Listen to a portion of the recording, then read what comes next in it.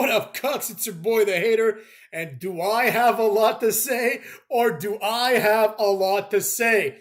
Obviously, the things that I want to say cannot all be held in one video because I got a lot of thoughts. But, as promised, this is the WrestleMania Night 2 review. Let's begin from the top of the card and work our way down to the parts that mattered more. First up, we start off on a high note. Drew McIntyre versus Seth Rollins, all right? The match starts, Drew hits a Claymore, okay? That was a very good way to start the match. Everybody knew it wasn't going to end like that, but still, it was a good way to start the match. So, he does that. The match is pretty much high octane the entire time. They just keep doing moves. Drew starts throwing Seth Rollins like left and right. It was pretty brutal. Long story short, the match and the story of the match is who can hit their finisher the most times. Although that's a stupid premise, I actually enjoyed this match quite a lot, right? The match ended abruptly with Drew McIntyre hitting a Claymore. Now, the problem with this is the Claymore itself is just not that good of a move to see multiple times. You know what I mean? Like, Drew McIntyre is decent, but, you know, the Claymore, he needs like a power move, basically. It's really that simple. DDTs and kicks are for people like Axiom and Nathan Frazier. Drew McIntyre should have like a move where he lifts the guy up. But anyways, I digress.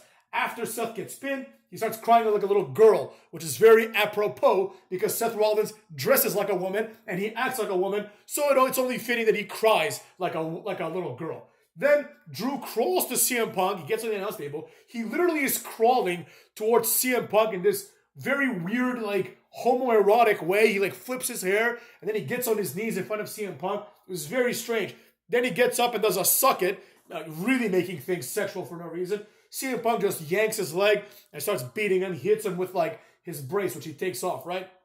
Right about this point, Damian Priest comes out, throws Drew back in the ring. Well, first he hits him with the briefcase. Then he throws him back in the ring, grabs him by the neck, does the South of Heaven. It looked amazing, and he pins Drew McIntyre 1, 2, 3. I don't really like how Drew McIntyre was pinned by this because, like, he defeated Seth Rollins, right? Like, it wasn't really presented as a close match. Like, he defeated Seth Rollins, dominantly, and then he was talking shit to CM Punk, so he had, like, 5-6 minutes to recover. At the end of the day, he just took, like, one shot to the head with a briefcase and a chokeslam, and that's all it takes. But, like, 5 curb stomps won't do it. It doesn't make any sense. If the match had been, like, right after the match, CM Punk attacks him, that would have been better. But they didn't do it like that. It is what it is. The booking, I thought, was great. Damian Priest came out. He did what he needed to do. He's got a great finisher, so that was pretty fun. Next up, Cucks. Snoop Dogg comes out for whatever reason, for no reason really, right, to promote his drink, gin and juice. This is where we're at now, Cucks. Snoop Dogg promotes gin and juice, and then after that, Bubba Ray Dudley comes out, which was awesome, and he's a special guest referee in the next match, which was like a 10-minute match.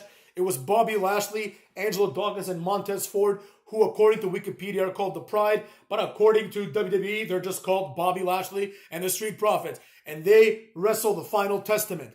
Apparently, Scarlett and B-Fab were also part of this match because there's a part where they have Lashley pinned, and then B-Fab saves the day, right? I guess it's like a street fight, so why the hell not, right? The Street Profits do a Super Collider. That was pretty cool. And then Karrion Kross gets in Bubba Ray's face. Bubba Ray doesn't even do anything. He just puts on the Dudley glasses. But then as a result of that, he starts helping the Street Profits, right? He assists them, basically, or he instructs them on how to do the wazab, which was cool, right? Then they do the, get the table spot. Like, this really shows how awesome the Dudley Boys were and how great the 90s were, right? Someone like Bubba Ray Dudley, who was given no mic time back then. Think about this. Bubba Ray, one of the unsung greats. But Bubba Ray Dudley was given basically 0 time on the mic. And despite this, he was able to get over, get the divan, get the tables, and what's up, right? He was able to get that over during the match. That's how good of a wrestler he is. Montez Ford has never gotten anything over. Lashley has never gotten anything over. Karrion Cuck has gotten nothing over. Nobody else involved in this match has contributed anything to wrestling except for Bubba Ray Dudley. Even Lashley, as a matter of fact. I get it, he's a big, tough monster. He's a big athlete, but he's contributed nothing, and I really do believe that Lashley has drawn 0 dimes, right? The rest of them have definitely drawn 0 dimes. Nobody cares at all about anyone else in this match. Bubba Ray stole the show as far as I'm concerned, Cucks. Next up, we had a match that I was kind of looking forward to. LA Knight versus AJ Styles. Nothing special here. AJ Styles had new music. LA Knight was massively over. LA Knight eventually hits the blunt force trauma and he gets the 3, right? This was straight up a SmackDown match. There was no need for this to be here, but it is what it is. Then we had what I thought was a great match, Logan Paul versus Owens versus Randy Orton. Kevin Owens gets the Sami Zayn treatment, except in reverse, right? Sami Zayn is there to push him forward, but unlike with Sami Zayn, you know this isn't going to be enough. You know Logan Paul's going to win because Kevin Owens is a complete jobber. And that's exactly what happens.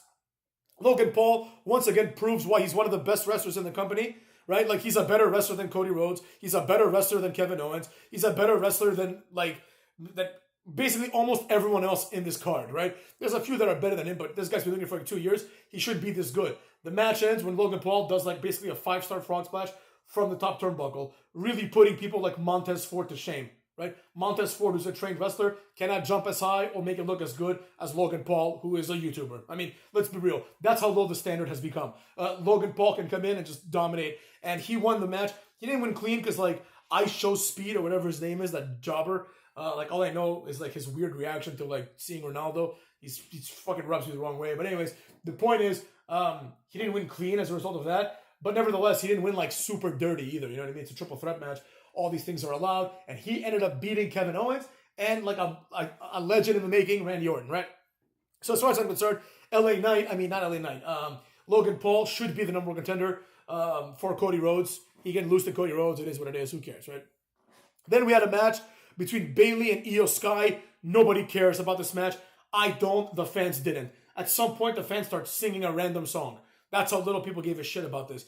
Personally, I started WrestleMania 40 minutes later so that I could have the opportunity to fast forward through the things that I didn't want to watch. And I was hoping that this would be something I'd fast forward through. But I was already out of fast forwards because between the Slim Jim commercials, the entrances, and the garbage, I didn't have any more fast forward time left. So I had to sit through this match in its entirety. I didn't enjoy it at all. It was boring. Bayley came out as Cleopatra, basically, as a pharaohess or whatever, the pharaohess, right? That makes sense. She came out. It was really dumb. It didn't fit her at all, right? She's never had any kind of Egyptian connection or iconography or anything like that. It was just very strange. It's like I didn't understand what they were going for, but it is what it is. Then we get to the main event. This was underwhelming. I know a lot of people are going to love this. I know that already. I know a lot of people are the people that are simple and they just like what they're told to like. They're going to love this, but I didn't like it at all. And here's why. Number one, this was supposed to be Bloodline rules match, but it really wasn't. This was just a match with no DQs, right? People interfered whenever they wanted, right? And that's all it was. Why did The Rock and Roman Reigns have to win a match for this to become a Bloodline rules match, right? The implications of the Bloodline rules match would be that The Rock and the Bloodline would be out there the whole time, right? The Rock said, The Rock might be on commentary, The Rock might be the ring announcer, whatever, right? The point is their presence was going to be felt throughout the whole match, not just sporadically as it was, right? So I thought that right there was the biggest bullshit of all time. Anyways, the match starts. It's boring as hell, as most of these matches tend to be. There was a part where Roman Reigns does the crossroads, and Cody kicks out at 2, of course. And Roman says, that move sucks, which I thought was fantastic, right? But then anyways, Cody Rhodes goes for the triple crossroadses, and he gets interrupted by Jimmy Uso, who super kicks him, right? Then Jey Uso comes out. Jimmy Uso runs to the ramp, and him and Jey Uso brawl. Jey Uso spears him over the stage, basically, on these two tables. So they're out, right? Meanwhile, back in the ring, more shit goes down, right? As expected, next up to the plate, Solo Sikoa. Solo hits the Samoan spike, and that's not enough to pin Cody. Fine. Then he picks him up, and he does a Samoan spike while Roman Reigns spears Cody Rhodes. That's also not enough, right? I thought that was a bit overkill. That should have been it. I knew it wasn't going to be because The Rock hadn't come out yet, right? So that's why the match is stupid, because everything that's happened up until The Rock comes out doesn't matter, right? It's like War Games, right? Like when you watch War Games or Lethal Lockdown in TNA, that the match cannot end or even start until everyone's in the ring, right? Or in TNA until the cage is lowered with the weapons, right? Nothing can happen until then, so it's a complete waste, right? Nobody goes for false finishes. The difference is that in this match, they did go for false finishes, even though The Rock hadn't come out yet. I thought that was very whack. Basically, after Solo Sikoa comes out, John Cena comes out. He throws Solo Sikoa out. I know you're thinking, what the hell is John Cena doing here, right? It was really stupid. It made absolutely no sense whatsoever, right? All of a sudden, John Cena is a Cody Rhodes fan. Based on what exactly? Why is he coming after Roman Reigns? And also, why is everything that happened happening on the Cody Rhodes match? Why didn't John Cena come in and help Sami Zayn beat Roman Reigns? The fans were behind Sami Zayn. Why didn't that happen, right? For some reason, it really feels like everyone just likes Cody Rhodes, but there's no tangible reason why anyone would like Cody Rhodes more than Sami Zayn. I mean, they're both jobbers, but, at the very least, Sami Zayn had the crowd behind him way more than Cody did. But anyways, it's because he's Cody Rhodes. It's because he's the next John Cena, even though he's like almost 40, right? Nevertheless, Cena comes out, big-ass bald spot on his head, multi-millionaire, get your hair fixed, cuck. Anyways, bald Cena comes out, throws that jobber Solo Sikoa out, then also AAs him through the announce table. He also gives, Roman Reigns an AA for size, right? Then at that point, the final boss comes out, the most electrifying man in sports and entertainment, the only star on this show except for Cena. I mean, but that bald spot really takes away from it, right? So The Rock comes out, him and Cena have a stare down. Cena says, "You can't see me." Tries to swing at The Rock. The Rock hits the Rock bottom on Cena's monkey ass 1, 2, 3. Then he pulls off his belt and he's about to lay it to smack it down on John Cena some more, right? Then at this point, this is where it gets stupid, right? I mean, it was already dumb with John Cena. Then the Shields music hits, right? And, for a moment, everyone's triggered to think like, oh shit, did they get Jon Moxley to make a one night, or did they sign him back or something? Is Jon Moxley here, right? No, it was just Seth Rollins. And all of a sudden, that fucking idiot, Seth Rollins, who came out dressed as an owl earlier, is now dressed like he would dress in the Shield. For what reason? I don't know, right? For some reason, he thought, I'm going to screw Roman Reigns and dress like the Shield. This guy has so little personality that his entire character can be described by what clothes he's wearing. That's how much of a jobber Seth Rollins is with his stupid blonde hair. So he comes out, does absolutely nothing. He comes in with a chair, Superman punch to the face, and that's the end of that, right? He has no bearing on the impact of any move or anything like that. He's just there to take a Superman punch, and so his shit music can play. That was his whole purpose on this, right? For some reason, he decides this is the time to stick it to Roman Reigns. Why wasn't he there when Roman Reigns was wrestling Sami Zayn? Why wasn't he there when Roman Reigns was wrestling Jey Uso? Right? All of a sudden, all of these quote-unquote legends are there gathered behind Cody Rhodes. But why? Why didn't they help Sami Zayn, right? Nobody can answer this. As usual, nobody can answer the questions that the hater poses, right? Then The Rock, unchallenged, is just waiting there, right? Boom, the lights go out, a gong appears, right? Wait a second, isn't The Undertaker the American badass again? You're damn right he is. The lights come on, I'm not gonna lie, I was excited for Taker. Taker comes out behind The Rock. For some reason, Undertaker is pissed off. I don't know why. Nobody explained this to me. Undertaker also doesn't like Roman Reigns because Roman Reigns has been beating his ass left and right. That's the only explanation they can give. He's jealous that Roman Reigns whooped his ass at WrestleMania and basically retired him, but for better or for worse, right? But it doesn't matter. Undertaker comes out, The Rock turns around, he eats the chokeslam, right? Then the lights go out again, then Taker disappears, and The Rock is missing, right? Did the Taker kidnap him? What happened? It turned out The Rock just rolled out of the way. One chokeslam and he's done. Whatever, it is what it is, right? Then at this point, Roman Reigns and Cody Rhodes get up. Roman Reigns tries to give the strap. He eats the 3 crossroads. He gets pinned 1, 2, 3. The crowd, quote unquote, loses their mind. Now, here's the problem with this match, right? I mean, as if everything I didn't say isn't already a problem. First of all, these completely deviated from what a match should be, right? I would go as far as saying, I put this right, like, I'm not going to sit here and lie and say it was worse than Becky Lynch versus Ronda Rousey versus Charlotte. That is the worst WrestleMania main event of all time. But this ranks right up there. I'm not going to lie to you, Cucks. This was not a wrestling match. This was a show, right? It was overproduced, right? It was overbooked. And the things that were booked didn't make any sense, right? Why in the bluest of blue hells is Undertaker coming to save, Cody Rhodes?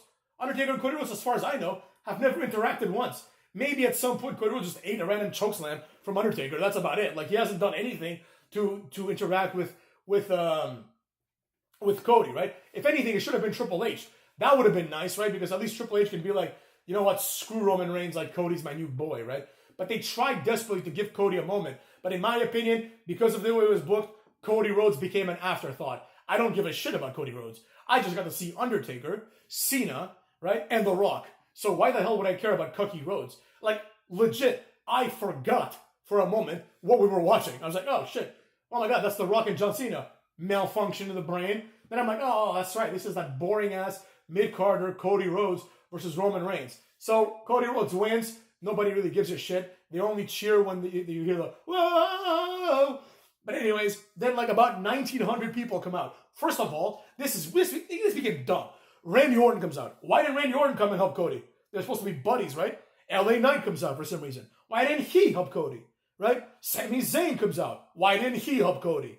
Kevin Owens comes out. Why didn't he help Cody? Cody Rhodes' family comes out. Why didn't they do anything but they let it up to the Undertaker player? But anyways, doesn't matter. His entire family comes out. His wife is there. Then Cody Rhodes gets the mic and he starts talking for some reason. Shut the fuck up, you know what I'm saying? Go home and talk tomorrow. He starts thanking Bruce Pritchard and Triple H. They're really leaning on this Triple H era. You know, people can, you know, here's the thing about that. This is going to get its own video. But you cannot manufacture an era, right? An era becomes an era after the era starts, right? Like when the Attitude Era started, nobody said, this is now the Attitude Era. When the Ruthless Aggression Era started, nobody said, hey, everyone, stop what you're doing. We're now starting the Ruthless Aggression Era, right? Maybe Vince McMahon may have cut a promo saying, like, we need some change around here, and I need to see incentive, and I need to see Ruthless Aggression, right? But it wasn't dubbed the Ruthless Aggression Era until many, many years after, right? This is the only era where nothing's has changed at all, but because they want you to think that it has, they're really leaning hard on this is the Paul Levesque era. First of all, fuck Paul Levesque. His name is Triple H. I hate Paul Levesque, right? This is the Triple H era. This is the Paul Levesque era. This is the Renaissance era. Get the fuck out of here, you know what I'm saying? This is the mid-card era. Call it what it is. Like, at some point, it started getting borderline disrespectful to Roman Reigns. But that's another video for another time, CUCKS. And also, by the way, WrestleMania is over, but Hatermania is running wild on your bitch asses and will continue to do so because I refuse to sit quietly while this shit happens around me. Cookie Rhodes, Stardust, I'll close with this.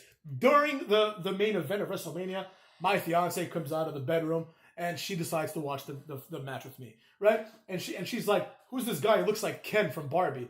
And I'm like, yeah, he's a cuck, whatever, right? And then she's like, oh, we're talking about it, I guess, right? And I tell her he used to be called Stardust. And she's like, what? So I pull out my phone, I Google Stardust images, I show her, she starts laughing. She's like, no.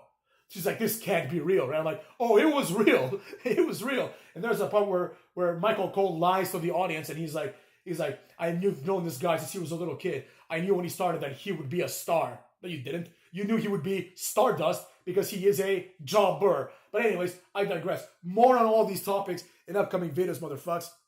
But with that being said, I personally thought this WrestleMania, I'm going to be honest, I want to say it like it is. I thought the show was pretty good. I thought Night 2 was definitely better than Night 1.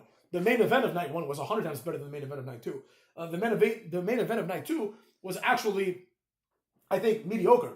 I will say it has some value, right? Because at the end of the day, Roman Reigns' legendary title reign just ended, right? So it has value for that reason, right? But a new star was not created here. A new star was not created with Cody Rhodes pinning Roman Reigns after interference from 19 people. If you really count, let's see how many people came to help Roman Reigns. The Bloodline, right? Jimmy Uso, Solo Sikoa, and the People's Champ, the final boss, The Rock. How many people came to help that cuck, Cody Rhodes? Well, Jey Uso, that's one. Seth Rollins, that's two.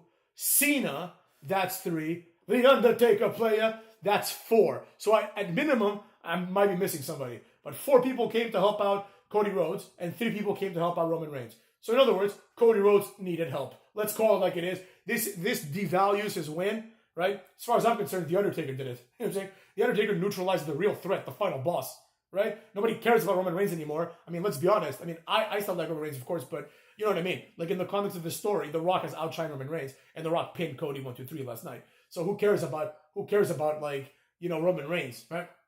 The real threat that needed to be neutralized here was obviously the People's Champ, the final boss. And it took The Undertaker player to come do that, right? They probably pitched this to Stone Cold, and Stone Cold was like, that doesn't make no sense.